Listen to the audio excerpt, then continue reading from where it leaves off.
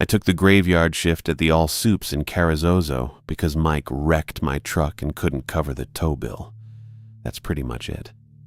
He'd borrowed the Silverado to haul some guy's furniture down to Alamogordo, made $40, and put the whole back end into a ditch off Highway 70.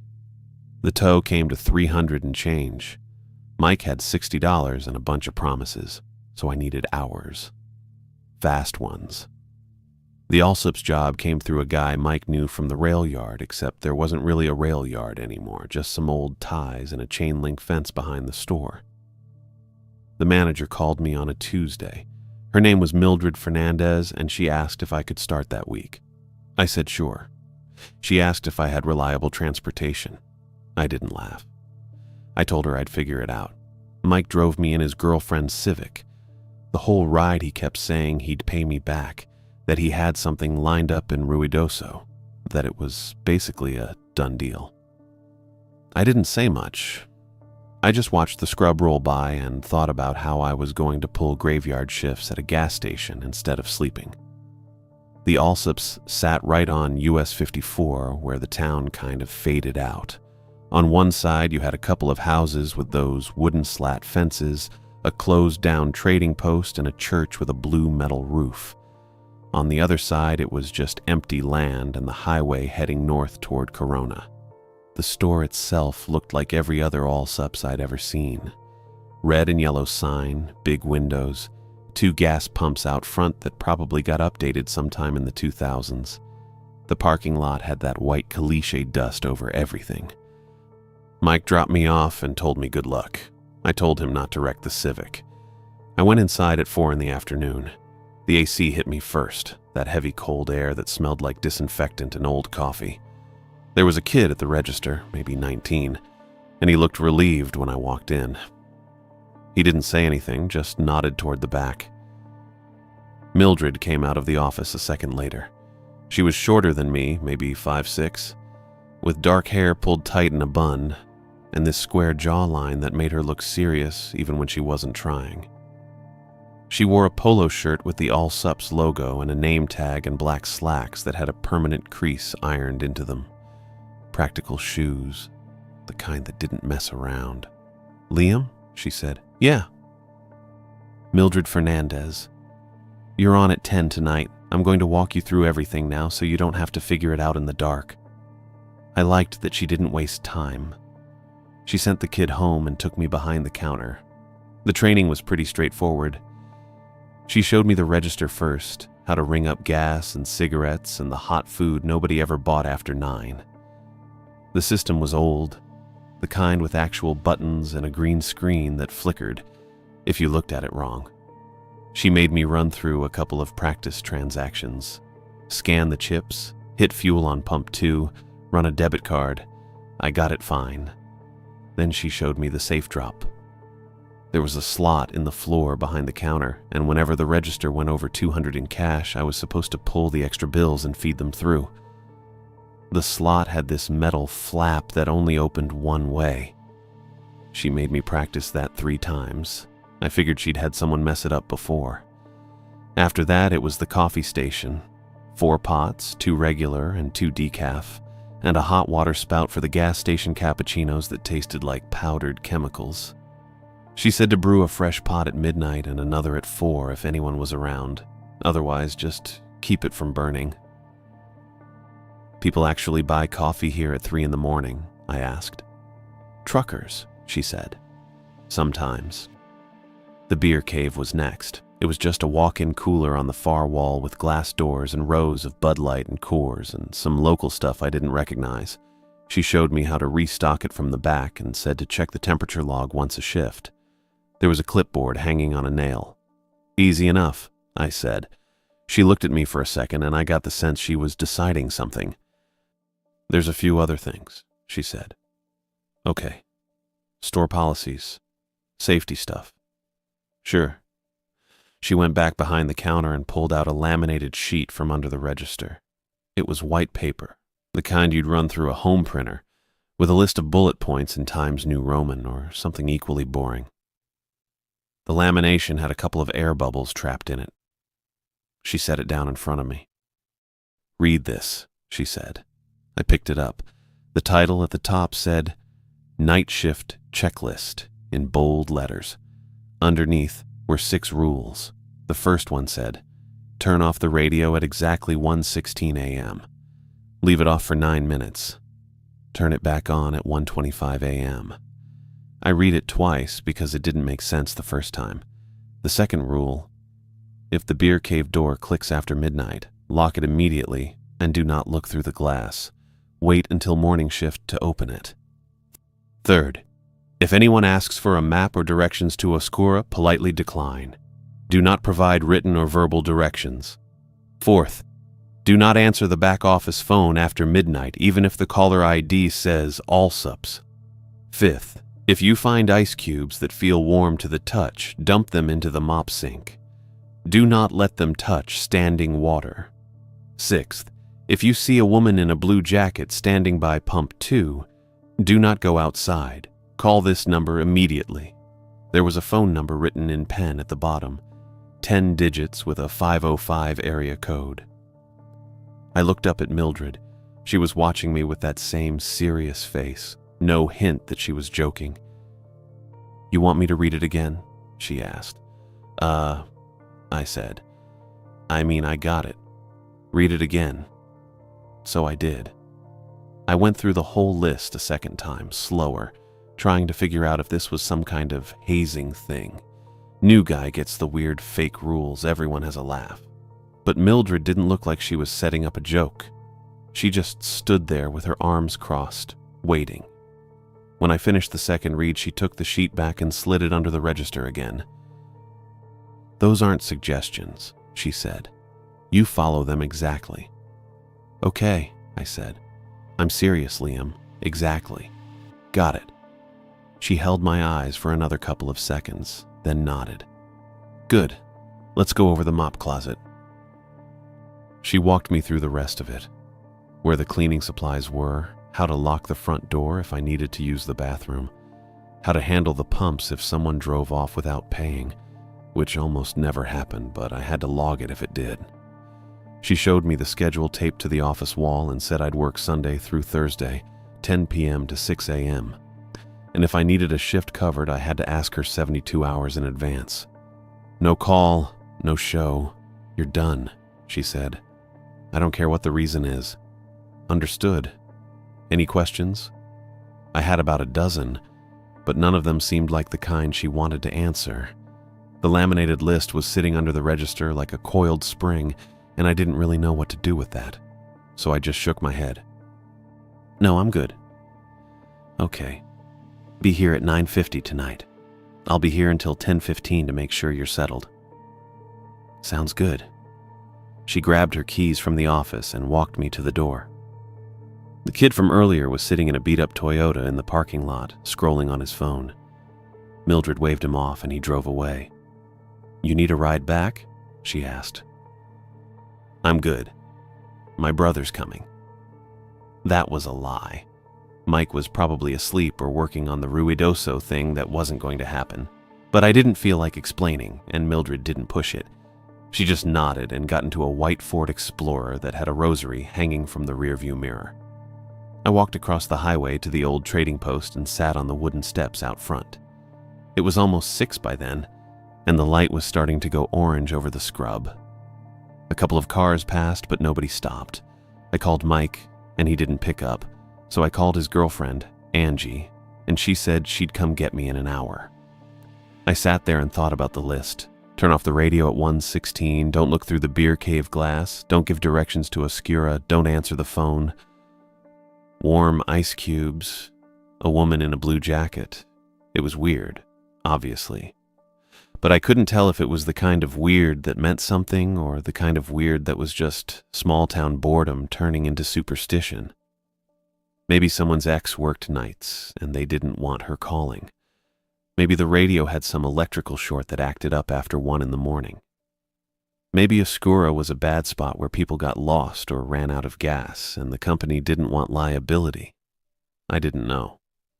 But I also didn't really care. I needed the paycheck. Mike owed me $300 and change, and even if he came through, which he probably wouldn't, I still had rent and my phone bill and groceries. The All Soups gig was $8.50 an hour, which wasn't great, but it was 40 hours a week, and Mildred said they didn't mess around with the paychecks. That was enough. If I had to turn off a radio at 1:16 and pretend a laminated list made sense, fine. I could do that. I'd worked worse jobs for worse reasons. Angie showed up a little after 7 in the Civic. Mike was in the passenger seat looking sheepish. I got in the back and didn't say anything. Angie asked how it went and I told her fine. She asked if Mildred seemed okay and I said yeah, she seemed fine. Mike turned around and asked if they had good burritos. I don't know, Mike, I didn't eat a burrito. Just asking. I leaned my head against the window and watched the highway roll past. The sun was almost gone and the scrub looked flat and gray in the dusk. Somewhere out there was Oscura, whatever that was. I didn't know, and I didn't plan on finding out. I just needed to show up at 9:50, run the register, follow the list, and get my hours in. That was it. The first 3 nights were boring enough that I started thinking Mildred might just be superstitious. That happens out here. People get weird about things. I had a cousin in Vaughan who wouldn't drive past the cemetery after dark because her grandmother told her not to. Never had a reason, just didn't. I figured maybe the list was something like that. The work itself was straightforward. I stocked shelves when the delivery truck dropped off boxes on Monday night, mostly chips and jerky, some canned goods that didn't move fast but had to stay on the shelf anyway. Rotated the taquitos in the heated roller case every few hours. They never sold after midnight, but Mildred told me to keep them turning until 2 a.m., so they wouldn't get a hard spot on one side. I mopped the tile by the fountain drinks on Tuesday because someone had spilled what I'm pretty sure was a large Dr. Pepper and didn't say anything. The floor was tacky enough that my sneakers made a peeling sound when I walked over it. Ranch hands came through around 11 most nights, bought tall boys of Coors, and sometimes a bag of flamin' hot Cheetos or beef jerky. Paid cash. Didn't say much beyond thanks and have a good one. A few travelers stopped for gas, people passing through on their way to Roswell or Albuquerque, I guessed. They looked tired. Bought coffee even though it probably wasn't great. I didn't blame them. Long empty highways do that. The fluorescent lights buzzed the same way all night. That was the loudest thing most of the time. That and the hum from the coolers in back. I'd hear a car pull up maybe once an hour, sometimes less. In between, it was just me and the aisles and that sticky brightness that made everything look a little too sharp. I nearly forgot about the laminated sheet. I remembered it at 1:16 the first night because I'd been watching the clock. Turned the radio off right on time, felt a little stupid doing it, then turned it back on at 1:25. Nothing happened. Same country station. Same songs I'd heard twice already that shift. I figured that was it. Just a thing Mildred wanted done. Probably because of some old complaint or superstition that got written down and nobody questioned it after that. The second night I almost missed it. I was restocking the candy bars near the register, putting the Snickers in front because they sold better than the Milky Ways, and I saw it was 1:14. I finished the box, wiped my hands on my jeans, and turned the radio off at 1:16. Waited, turned it back on. Same deal. Normal static for a second, then the country station came back in. The third night, I didn't think about it until 1:15. I was in the back, checking the beer cave temperature log, 36 degrees, same as always, and I had to jog up front to hit the power button in time. I felt annoyed at myself for caring, but I did it anyway. That was Sunday, Monday, and Tuesday. Wednesday night was different. I'd settled into the rhythm by then. Knew which tiles near the coffee station were uneven. Knew the register drawer stuck a little if you pulled it too hard. Knew that the beer cave door didn't actually click on its own, at least not yet. And I was starting to think maybe it never would. The night was slow. I sold 2 coffees before midnight, both to the same guy in a Peterbilt who was hauling something north. He didn't say what. I restocked the napkins by the hot food station and wiped down the counters. Checked my phone a few times, but didn't have signal strong enough to load anything. So I just looked at the time. 1 a.m. came and went. 1:15. I was standing behind the register reading the back of a bag of Takis someone had left on the counter. I don't know why. Boredom, probably. The ingredient list was longer than I expected. At 1:16, I put the bag down, reached over, and turned the radio off. The silence dropped in like it always did. The country music cut out mid-lyric, something about a truck and a back road, and left just the hum of the coolers and the buzz from the lights overhead. I leaned against the counter, looked at the clock on the register. 1:16 and maybe 20 seconds. I'd wait 9 minutes, turn it back on at 1:25, same as always. Except this time, the silence didn't stay normal. It started maybe 30 seconds in, a faint crackle from the radio speaker even though the power was off. I looked up at it. The little red light on the front was dark, no power. But I could hear something, static, thin and distant, like a station that couldn't quite come through. Then it got louder, not a lot. Just enough that I stood up straighter and stared at the speaker mounted above the coffee pots. The static smoothed out into something else. Voices. Multiple voices. Layered over each other like different people reading the same thing at the same time but not quite in sync. I caught fragments. 17 north by 32 west. Wind direction holding steady. 16 confirmed. Repeat. 16. The voices were flat. No emotion, just reading. I couldn't tell if they were men or women. It all blurred together into this weird monotone that made my skin feel cold. I didn't move. The coordinates kept coming. Numbers I didn't recognize.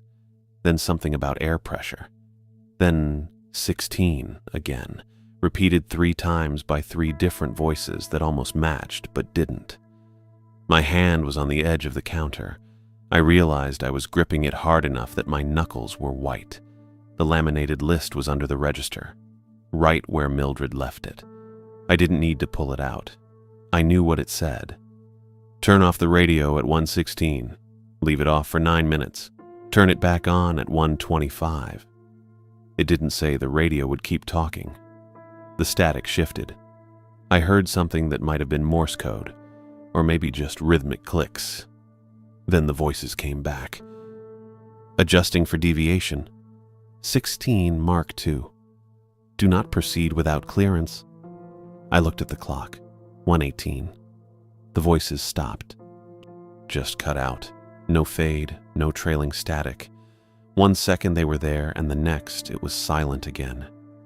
Except it wasn't the same silence as before. This one felt wrong. Too complete. I couldn't hear the coolers anymore. Couldn't hear the fluorescent lights. Couldn't hear anything. It was the kind of quiet that doesn't happen in a building with electricity running through it. Everything hums. Always. But right then it was like even the walls had stopped. I held my breath without meaning to. The air felt heavier. Or maybe that was just me. I don't know. I kept staring at the radio, waiting for it to crackle again, but it didn't. The red power light stayed dark. The speaker stayed silent. I checked the clock. 1:20. 5 more minutes. I didn't move from behind the register. My heart was doing something uncomfortable in my chest. Not racing, exactly. Just beating harder than it should have been. I told myself it was interference. Old equipment. Maybe a CB radio from a truck outside, bleeding through on some frequency that didn't make sense. That happens sometimes. Except I hadn't heard any trucks pull up, and the radio was off. 1:23.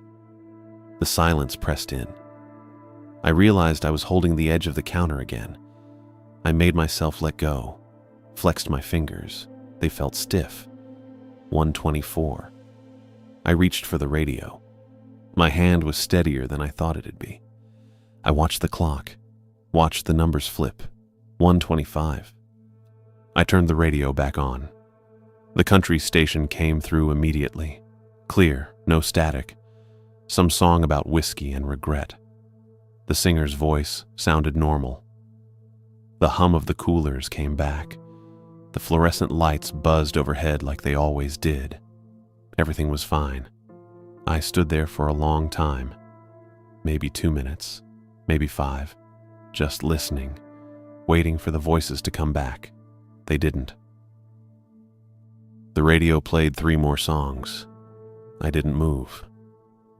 I kept waiting for the static to cut in, for those flat layered voices to start reading coordinates again. But it was just music. Just the normal late-night country station that Mildred probably picked years ago and nobody bothered to change. Eventually, I stepped back from the counter. My legs felt a little shaky.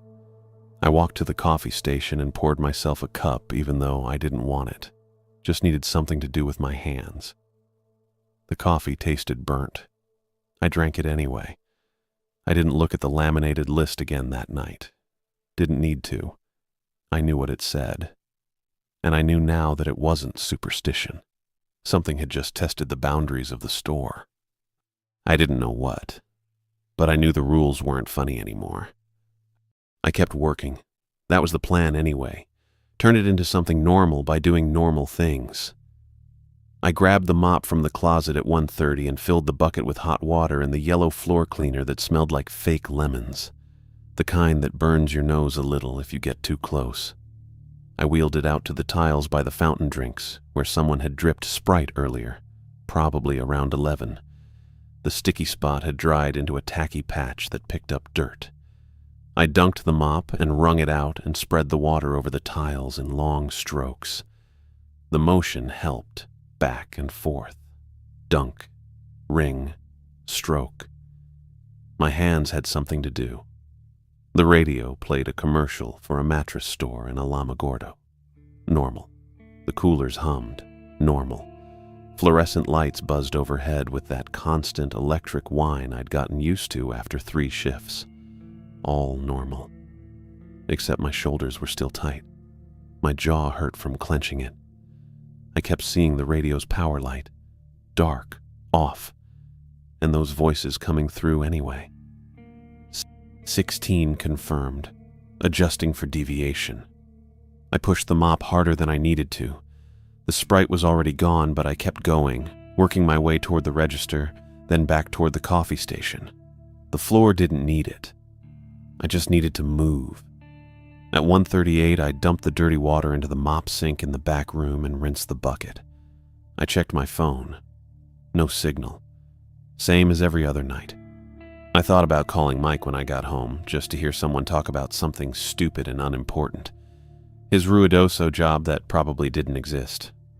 Angie's car trouble. Anything. I walked back to the register and stood there, looked at the laminated list under the counter. Didn't pull it out. Didn't need to. I'd already memorized the whole thing. At 1:40, a car pulled into the lot. I heard the tires first, that crunch of caliche dust under rubber. Then headlights swept across the windows and a silver Honda Accord parked near Pump 1. The engine cut off. Driver's door opened. A woman got out. 30s maybe. Sandy blonde hair pulled back in a messy ponytail. She wore a gray hoodie and dark running shoes, the kind people wear for actual running, not just walking around. She moved fast, not frantic, just efficient. Like someone who drives long distances for work and doesn't waste time between point A and point B. She came through the door and made a straight line for the counter. Didn't glance at the chips or the coffee or the cooler full of energy drinks. Just walked right up. "Hey," I said. She nodded, already digging in her hoodie pocket. "Do you have a map? Like a road map?" I started to gesture toward the small spinner rack by the front window where we kept the local tourist stuff. Carrizozo brochures, Smokey Bear postcards, a few folded maps of Lincoln County that nobody ever bought. "To Oscura," she said. She pulled out her wallet, flipped it open. I caught the name on her credit card before she shoved it back in. Doris Meyer, Visa, the blue kind. She didn't buy anything though. Just stood there looking at me. My hand froze halfway to the spinner rack. Oscura. Rule 3. If anyone asks for a map or directions to Oscura, politely decline and do not provide written or verbal directions. For a second I thought maybe she was joking, testing me, but her face was serious, tired around the eyes but focused. She was waiting. "I can't help with that," I said. My voice came out steady, probably steadier than I felt. "You don't have one?" she asked, not annoyed, just clarifying. "Printer's broken," I said. I pointed toward the exit. Exactly like the rule said. Politely decline. Do not provide written or verbal directions. I didn't even know why I said the printer thing. We didn't have a printer up front. But it felt like the kind of excuse that would end the conversation without making it weird. Doris Meyer's shoulders dropped. Not in disappointment. In relief. Like I'd just answered a question she'd been carrying for a long time, and the answer was exactly what she needed to hear. That bugged me more than if she'd gotten mad. She nodded once. "Okay, thanks." Then she turned and walked out. Same efficient pace. No hesitation. Got back in the Honda, started the engine, and pulled out of the lot, heading south on US 54. Taillights disappeared into the dark. I stood there staring at the empty lot. That was wrong. The whole thing, not her asking. Plenty of people ask for directions. But the way she reacted when I said no, like she'd been relieved, like she'd wanted me to refuse. I pulled the laminated list out from under the register and read Rule 3 again. If anyone asks for a map or directions to Oscura, politely decline and do not provide written or verbal directions. It didn't say why. None of the rules said why. I started to slide the list back under the register when I heard it. Click. Quiet. Metallic. From the back of the store. I looked up. The beer cave was maybe 30 feet away. Glass doors closed. Cooler lights bright inside, casting that cold white glow over the rows of Bud Light and Coors and local six-packs. I waited, listened. Nothing. Just the hum of the coolers and the radio playing something twangy about a river. I put the laminated list back and walked toward the beer cave. Slow. My sneakers squeaked a little on the tile I'd just mopped. The door looked normal, closed, handle in the locked position. But I'd heard it. A click. Not loud but clear. The kind of sound a latch makes when it releases. Rule 2. If beer cave door clicks after midnight, lock it immediately and do not look through the glass. I stopped about 10 feet away. The lights inside the cooler dimmed. Just a little, like someone had turned a dial down halfway. Then they brightened again. Slow. The whole thing took maybe 3 seconds. Dim. Bright. Like a blink. My stomach dropped. I stepped forward and grabbed the door handle and twisted the little brass lock on the side. It turned with a stiff click. Locked. I did not look through the glass.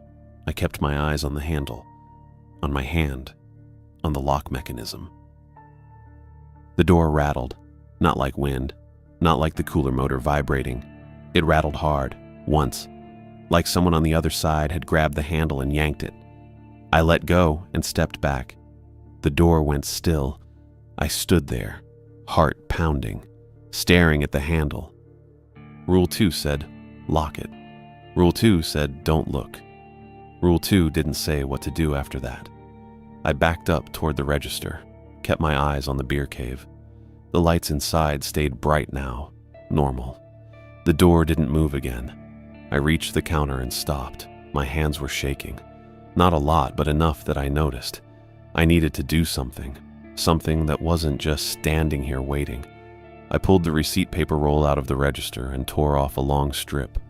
Found a pen by the lottery ticket display. I clicked it 3 times before my hand steadied enough to write. 1:41 a.m. Woman asked for map to Oscura. Declined per Rule 3. She left. 1:43 a.m. Beer cave door clicked. Locked per Rule 2. Door rattled once after locking. I wrote the times as exact as I could remember. I wrote what happened in short sentences. Facts. Just facts. When I finished, I looked at the receipt paper. The ink was a little shaky, unrattled, but readable. I didn't know what I was going to do with it. Show Mildred, maybe. Or keep it. Prove to myself I wasn't making this up. Prove I was following the rules. Prove I was still in control. I folded the paper twice and shoved it in my jeans pocket. The beer cave door stayed locked. The lights stayed bright. The radio played another song. I stood behind the register and watched the clock tick forward. 1:45, 1:46. My shift didn't end until 6 a.m. I had 4 hours and 14 minutes left. At 2:12 a.m., the back office phone rang. I was wiping down the coffee station for the second time that night, something to do with my hands, when I heard it. 3 rings, sharp and loud enough to carry through the office door Mildred always kept propped open with a yellow plastic doorstop shaped like a wedge of cheese. I dropped the rag on the counter and walked back there. The phone sat on Mildred's desk next to a stack of invoices and a mug that said "World's Okayest Manager." The caller ID screen glowed green in the dim office light. It read, "All soups." That didn't make sense. I was already inside the store. The only other all soups I could think of was probably Roswell or maybe Ruidoso, but why would they call at 2 in the morning about anything that mattered? The phone rang again. I stood there looking at it, feeling stupid. Rule 4 said don't answer the back office phone after midnight, even if caller ID says all soups. But standing there in the quiet office with the fluorescent light humming overhead and the phone ringing, the rule felt thin, made up. Mildred was careful, sure, but maybe she was just anxious. Maybe she'd had a bad experience once and built a whole system around it. People did that. The phone rang a 4th time. I picked it up. "Hello?" I said. There was a pause, just static and a faint hiss. Then a voice came through. "Liam."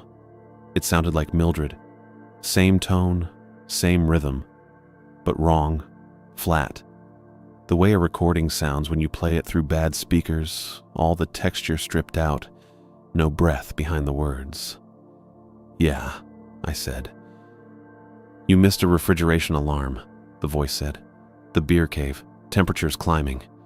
You need to open it now to prevent spoilage." I gripped the phone tighter. I locked it, per the rules. Another pause, longer this time. The static got louder for a second, then dropped. "The rules," the voice said, "are only for people who scare easily." My stomach dropped. "You're competent," it continued. "Mildred told me. You follow procedures. This is a procedure. Open the beer cave, check the thermometer, adjust if needed. Bring the ice scoop with you in case the drain's frozen." I didn't say anything. "Liam," the voice said again. Same flat tone. "The product will spoil. Corporate will bill the store. Mildred will have to explain why you ignored a direct alarm." "The door's locked," I said. The voice paused. Then it pushed harder. "Unlock it," it said. "Bring the ice scoop. Do it now." I hung up. My hand was shaking when I set the receiver down. I stared at the caller ID screen. It still said all sups. The green glow made my fingers look sick. I pulled the phone off the hook and left it there on the desk, the dial tone buzzing faintly from the speaker. After a few seconds, it went to that fast, busy signal, then silence. I walked back to the register and grabbed the pen and the strip of receipt paper from my pocket. Unfolded it, clicked the pen 3 times and wrote 2:12 a.m. Back office phone rang. Caller ID said all sups. Voice sounded like Mildred, but wrong. Told me to open beer cave. Hung up. I refolded the paper and shoved it back in my pocket. My handwriting was worse this time. The letters slanted. I looked at the beer cave. Still locked. Light still bright. No movement.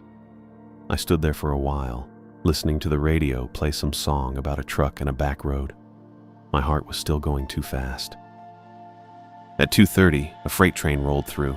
I heard it before I saw the lights. Low rumble that built slow, shaking the floor enough that the register drawer rattled. The horn blasted twice, long and loud, and the whole store vibrated. I watched through the front windows as the train passed maybe 20 cars, all boxcars and tankers, no graffiti I could see. It moved south, same direction Doris Meyer's Honda had gone. Then it was gone, and the rumble faded and the silence came back. Right after, the ice machine thumped. I turned. The machine sat against the wall near the fountain drinks, white metal with a scratched front panel and a dispenser chute that dropped cubes into a plastic bin. It thumped again, louder this time, and started running. The motor kicked on with a grinding sound I hadn't heard it make before. Cubes started coming out. I moved toward it, not thinking, just reacting. The machine wasn't supposed to run on its own. It dispensed when you pushed the lever. That was it. I got close and stopped. The cubes coming out of the chute were steaming. Not a lot, just faint wisps curling off the edges, the way hot food does when you take it out of the microwave. The bin was half full already, ice piling up fast, and every cube that dropped added another little cloud of steam. I reached out and brushed my fingers against the bin edge. Warm. Not hot enough to burn, but warm enough that it felt wrong. Oily, too. The water slicking the edge of the bin wasn't clean. It left a residue on my fingers, slick and faintly chemical, and I pulled my hand back and wiped it on my jeans. The machine kept thumping, kept dispensing. I stood there staring at it, my brain trying to catch up. Rule 5. If I found ice cubes that felt warm to the touch, I was supposed to dump them into the mop sink and not let them touch standing water. I didn't want to need that rule, but the bin was filling, and the steam kept rising, and my fingers still felt slick. I stood there staring at the ice machine for maybe 5 seconds before my brain caught up. Rule 5. Warm ice cubes. Dump them in the mop sink. Don't let them touch standing water. I didn't know what standing water meant exactly. The sink when it was full, probably, or a bucket. Maybe puddles on the floor. I figured I'd just keep them away from everything except the drain and hope that counted. The bin was almost 3/4 full now, still steaming. The chemical smell was getting stronger, kind of sharp, kind of sweet, nothing I recognized. I pulled a wad of paper towels from the dispenser near the coffee station and wrapped them around my right hand twice. Thick enough I wouldn't have to touch the cubes directly. I scooped a handful out of the bin. They were warm, not hot, but warm enough that it felt wrong. Ice shouldn't feel like that. The steam curled off my palm and the paper towels got damp fast. I walked toward the back room, holding my hand out in front of me, and shouldered through the door into the storage area. The mop sink was in the corner past the shelves of backup inventory. Extra chips, cleaning supplies, boxes of napkins stacked to the ceiling. I dumped the first handful into the stainless steel basin and went back for more. It took 6 trips, maybe 7. The machine finally stopped running halfway through, the grinding noise cutting off all at once, but the bin was still full of warm cubes, and I wasn't going to leave them there. I scooped and dumped, using fresh paper towels every other trip because they kept getting too wet to hold anything. By the time I carried the last handful to the sink, there was already a shallow puddle forming in the basin. The cubes melted fast, way faster than they should have. I dropped the last batch in and watched them collapse into water within seconds, barely a sound, just a soft hiss, and then nothing. The puddle spread across the bottom of the sink, maybe half an inch deep. Smooth, completely still. I was about to turn the faucet on and wash it all down the drain when I noticed the reflection. The ceiling lights were bright back here. 2 long fluorescent panels running the length of the stockroom.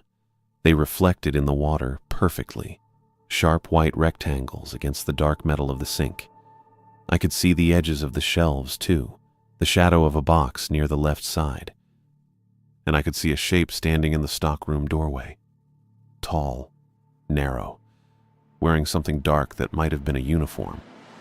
The reflection was clear enough I could make out shoulders, a collar, the suggestion of a cap or hat. I didn't move, just stared down into the puddle, my hands still over the sink, paper towels dripping onto the floor. The shape didn't move either. I wanted to look up, check the doorway, confirm what I already knew, which was that nobody was there, that I'd been alone in the store since Doris Meyer left over an hour ago. But I couldn't stop looking at the reflection because it was so clear, so detailed. And I didn't understand how the puddle could show me something that wasn't real. My heart was doing that thing again where it beat too hard. I could feel it in my throat. I counted to 3 in my head. Then I spun around. The stockroom doorway was empty. Just the door I'd come through, half open, the edge of the register counter visible through the gap. Fluorescent light spilling across the tile. No one standing there. No shape. No uniform. I let out a breath I didn't know I'd been holding. When I looked back down at the sink, the puddle was still there, still reflecting the ceiling lights. Except it wasn't. The lights were wrong. Harsher. Whiter. The kind of industrial fluorescence you'd see in a hospital or a government building, not the slightly yellowed panels we had in the stockroom. And they weren't above me. They were running horizontal, stretching away into the distance, lining the ceiling of a long hallway I'd never seen before. The hallway was narrow. Concrete walls painted some pale color, maybe beige, maybe gray. The lights reflected off the floor, which looked like polished linoleum. There were doors along the sides, metal doors with small windows set at eye level, the glass dark. And at the far end, something was moving. I couldn't make out what it was, just motion, a shift in the light maybe, or a shadow that didn't match the rest of the hallway. It was too far away to see clearly, but I got the feeling it had noticed me, that it was turning, orienting itself, looking back. I jerked away from the sink and my hip hit the edge of the shelf behind me. A box of napkins tipped and fell, but I didn't catch it. I just stood there, breathing hard, staring at the puddle from 3 feet away. The reflection didn't change. The hallway was still there. The lights, the doors, the thing at the end. Closer now, I thought. Maybe. I lunged forward and twisted the faucet on full blast. Water hammered into the basin, loud and cold, flooding the shallow puddle and drowning the reflection in seconds. I stood there and watched the water swirl and rise, washing away the last of the melted ice, erasing the hallway and the lights and whatever had been moving toward me. The drain gurgled. The water kept running. I didn't turn it off until the basin was completely clean, every trace of the puddle gone. Nothing left but steel and tap water and the normal reflection of the stockroom ceiling above me. My hands were shaking again. I turned the faucet off and stepped back. The stockroom looked normal. Shelves, boxes, mop bucket in the corner, cleaning supplies on the wire rack. The doorway was still empty. The fluorescent lights overhead were the same yellowed panels they'd always been. I walked back to the register and didn't look at the mop sink again. At 3:05 a.m., the silver Honda Accord pulled into the lot for the second time that night. I was behind the register, trying to focus on inventory notes Mildred had left in a binder under the counter. Cigarette counts, mostly. I wasn't retaining any of it. I'd read the same line 4 times. Marlboro Reds, carton log, verify against delivery receipt, and none of the words were sticking. The headlights swung across the windows and I looked up. Same car, same parking spot near pump 1. The driver's side door opened and Doris Meyer got out. She was soaked. Her gray hoodie was dark with water, plastered to her shoulders and arms. Her hair hung loose now, not in a ponytail anymore, dripping onto her neck. Her jeans looked heavy, sagging slightly, and her running shoes squelched when she stepped onto the pavement. I stared at her through the window. Then I looked past her, out toward the highway, toward the sky above the pumps. It was clear. No clouds, no rain. I hadn't heard thunder, hadn't seen lightning. The pavement outside was dry except for the spots where she was walking. She pushed through the door and stopped just inside, leaving wet footprints on the tile. She was shivering. Not violent, just a slight tremor in her shoulders, her hands. She looked at me and I could see her face better now under the store lights.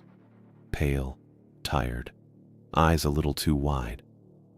"I need a map," she said. Her voice was flat. Same words as before, but the urgency was gone. It sounded rehearsed, scripted. I didn't say anything yet, just watched her standing there, dripping onto my clean floor, looking like she'd been caught in a storm that didn't exist. "I took a wrong road," she said. "Past the turnoff you're not supposed to mention. There was a fence, a gate, signs all over it. No trespassing, restricted area, that kind of thing. I stopped the car and I was going to turn around, but my radio..." She paused. Her hands twitched at her sides. "My radio filled up with voices," she said. "Not music, not a station, just voices, calm, telling me to keep going, telling me the gate was open, that I should drive through, that someone was waiting. They knew my name." I felt something cold settle in my stomach. "What did you do?" I asked. "I turned around," she said. "I drove back." But the road didn't look the same. It was longer. And then it started raining, except... She gestured vaguely at the windows, at the clear night outside. It wasn't real rain. It was warm, and it didn't make any sound when it hit the car. She took a step closer to the counter. Her shoes squelched again. "I need a map to Oscura," she said. "Please. I just need to know how to get there so I can stop asking." The way she said it made my skin crawl. "So I can stop asking." Not because she wanted to go there, because she needed to ask. Like it was a task she'd been assigned. I thought about Rule 3. Politely decline. Do not provide written or verbal directions. I thought about the phone call, the voice that sounded like Mildred, telling me to open the beer cave, pressuring me, guiding me. Doris Meyer was being guided too. I could hear it in her voice. "I can't give you a map," I said. Her shoulders sagged a little. Relief, maybe. Or disappointment. I couldn't tell. "Okay," she said. "Okay." She didn't move toward the door. I looked at her.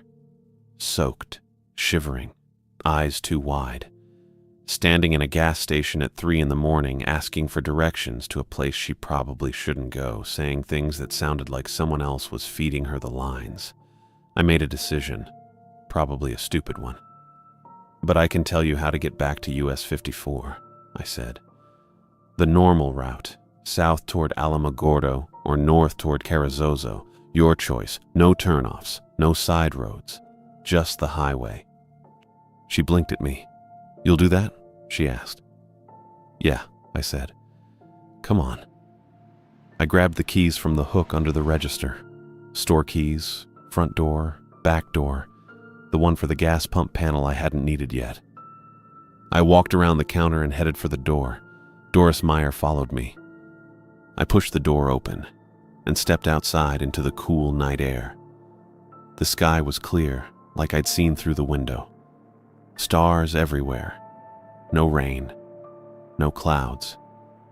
The pavement was dry except for the wet footprints trailing from her car to the entrance. She stopped next to me, still shivering, water dripping from her hoodie onto the caliche dust. I pointed south down US 54 toward the faint glow of Alamogordo somewhere past the horizon. "That way takes you south," I said. "Straight shot, don't turn off. If you see a side road, ignore it. Just stay on 54 until you hit town." She looked where I was pointing, nodded slowly. "And north?" she asked. I turned and pointed the other direction, toward Carrizozo, toward the darkness where the highway disappeared into empty land. "Same thing," I said. "Straight through. No turns. You'll hit Carrizozo in 15 minutes, maybe less. There's a motel there if you need to stop." She was quiet for a moment. Then she looked at me. "Thank you," she said. Her voice sounded more like her own now. less flat, less scripted. She wiped her face with the back of her hand, smearing water across her cheek. "You should get dry," I said, "and warm. You have heat in the car?" "Yeah," she said. "Yeah, I do." She walked toward the Honda, her shoes still squelching, and opened the driver's side door. Before she got in, she looked back at me. "The voices stopped," she said, "when I got close to your store. They just cut out." I didn't know what to say to that. She climbed into the car and shut the door. The engine started, a quiet hum, and the headlights came on. I watched her pull out of the lot, turning north onto US 54, her taillights bright red against the dark highway. I stood there until they disappeared. Then I looked down at the pavement where she'd been standing.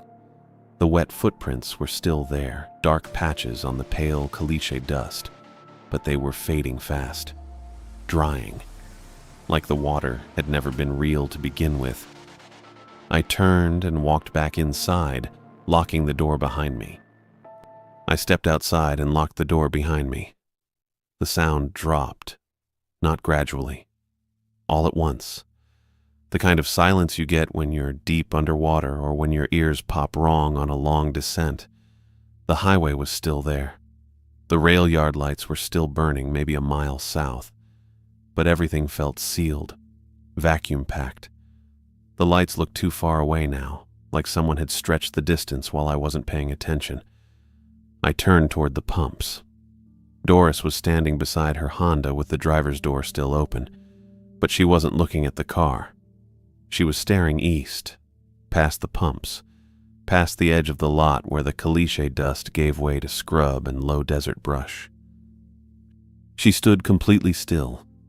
Her wet hoodie hung heavy on her frame, and her hair was still dripping, but she didn't shiver, didn't blink, just stared. Then a phone started ringing, steady, mechanical, the exact same rhythm as the back office phone. It was coming from beyond the dumpsters. I looked. There was nothing out there. Just the big green dumpster we use for trash, the smaller recycling bin beside it, and a stretch of gravel that turned into dirt and weeds about 20 feet out. No phone, no payphone pole, no building. The ringing kept going. 4 rings, 5. It didn't stop. Doris started walking toward it. Not slow, not hesitant. She moved with blank certainty, her wet shoes squelching on the pavement, her arms loose at her sides. She walked past Pump 2, past the edge of the lot, straight toward the dumpsters like she'd been called. I ran after her. "Hey," I said. "Stop." She didn't stop. I caught up and grabbed her wrist. Her skin was cold. Not wet cold. Dry cold. Like paper that's been stored in a freezer for months, brittle and wrong. I almost let go, but I tightened my grip instead, pulling her back a step. She turned her head toward me. Slow. Her mouth didn't move, but I heard her voice anyway. "You can fix this. Open the beer cave. Take the ice scoop inside, that's all. It's easy." Her lips stayed closed. The words came through clear and flat like they'd been placed directly into my skull. No breath, no tone, just instruction. I stared at her. Her eyes were gray-blue and completely empty. She wasn't blinking. The phone kept ringing behind the dumpsters, steady and patient, and I realized she wasn't asking me to help her. She was being used, a lure, a script, the same way the voice on the back office phone had sounded like Mildred, but wasn't. Whatever wanted me to open that beer cave had tried the phone first. Then Doris. Now both. I let go of her wrist. She didn't move. Just stood there staring at me with her mouth closed and her wet hair dripping onto the pavement. I ran. Back across the lot, my sneakers slapping hard on the caliche dust, my keys jangling in my hand. I slammed into the front door, shoved the key in the lock, twisted it, and pulled the door open so hard it bounced off the doorstop. I stumbled inside, spun around, and slammed the door shut. My hands shook as I turned the deadbolt. The store reacted. The overhead fluorescents flickered. Once, twice. Then they started stuttering in a pattern, on, off, casting everything in strobing bursts. The beer cave lock rattled. Hard, like someone was yanking the handle from the inside with both hands, metal grinding against metal in fast, violent jerks. The radio flipped to static, not gradual. It cut mid-song and the layered voices came back immediately. Flat, monotone, overlapping. 16 Mark IV, adjusting frequency. Countdown initiated, 10, 9. Repeat. Countdown initiated, 8, 7. My heart slammed against my ribs. The back office phone started ringing. I could hear it from Mildred's office. Same rhythm, same timing. I glanced at the doorway and saw the faint green glow of the caller ID through the gap. All soups. It had to be. The ringing matched the train horn's timing exactly. 2 long blasts, a pause, then another. 6, 5. The beer cave lock rattled harder. The handle jerked up and down so fast it blurred. 4, 3. I couldn't think. My hands were shaking so hard I almost dropped the keys. The strobing lights made everything feel fractured and wrong. I looked at the register, at the laminated list still sitting on the counter where I'd left it. None of the rules covered this. I ran to the back hallway, past the mop closet, past the storage shelves, straight to the gray metal breaker panel mounted on the wall near the loading door. I yanked it open. Rows of black switches with faded labels written in Sharpie. Main, lights, register, cooler, gas pumps. I found the main breaker at the top, big, red, horizontal. I grabbed it with both hands and shoved it down. Everything died. The lights cut out. The cooler hum stopped. The static on the radio ended mid-word. The back office phone went silent. The beer cave lock stopped rattling. The fluorescents above me faded to black and the whole store dropped into darkness so complete I couldn't see my hands. I stood there breathing hard, my palms still on the breaker switch, my heart pounding in my ears. Silence, real silence this time. No hum, no static, no ringing. Just the sound of my own breath and the faint creak of the building settling. I waited. 10 seconds. 20. Nothing moved. Nothing rang. The countdown was gone. I let go of the breaker and felt my way back through the dark hallway, one hand on the wall, my sneakers squeaking on the tile. I passed the mop closet, the storage shelves, the office doorway where the phone sat silent on Mildred's desk. I made it back to the register area. The only light came from 2 glowing exit signs, one above the front door, one above the back hallway. Red, dim, just enough to see outlines. I crouched behind the counter, pulled the laminated list toward me, and held it in both hands. My fingers were still shaking. I stayed there, waiting, listening. The list felt solid, real. I focused on the air bubbles in the lamination and the smudged ink on Rule 6 and the way the edges were starting to peel. The clock on the wall was dead. No red digits. I had no idea what time it was. I stayed behind the counter with my back against the cigarette display and the exit signs glowing red above me. At some point, the sky outside started turning gray. I saw it through the front windows. Faint at first, then lighter. The horizon went from black to deep blue to pale orange, and I realized I'd made it. The sun was coming up. Headlights swept across the lot. I stood up, my knees stiff and aching, and looked through the window. A white Ford Explorer pulled into the parking space closest to the door. The rosary swung from the rearview mirror. Mildred. I walked to the breaker panel, flipped the main switch back up, and heard the store come alive. Lights, coolers, the fluorescent buzz. The radio started mid-song, something about a river and a summer night. I turned it off. I met Mildred at the front door and unlocked it. She stepped inside, looked at me, and frowned. "You look like hell," she said. Yeah. She walked to the counter, set down her keys and a travel mug that said, "But first, coffee," and waited.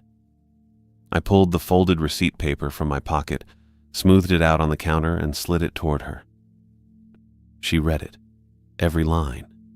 Her expression didn't change. When she finished, she looked up. "You cut the breaker," she said. "Yeah." "Good." She folded the paper once and tucked it into her pocket. "That's the real emergency measure. If everything happens at once, you kill the power, cuts the signal." "Signal," I repeated. She nodded. "Oscura's a facility road, old, restricted. People went out there in the 70s and 80s and didn't come back. The fence is still up, but the signals bleed through sometimes. Radio, phone, anything with a frequency."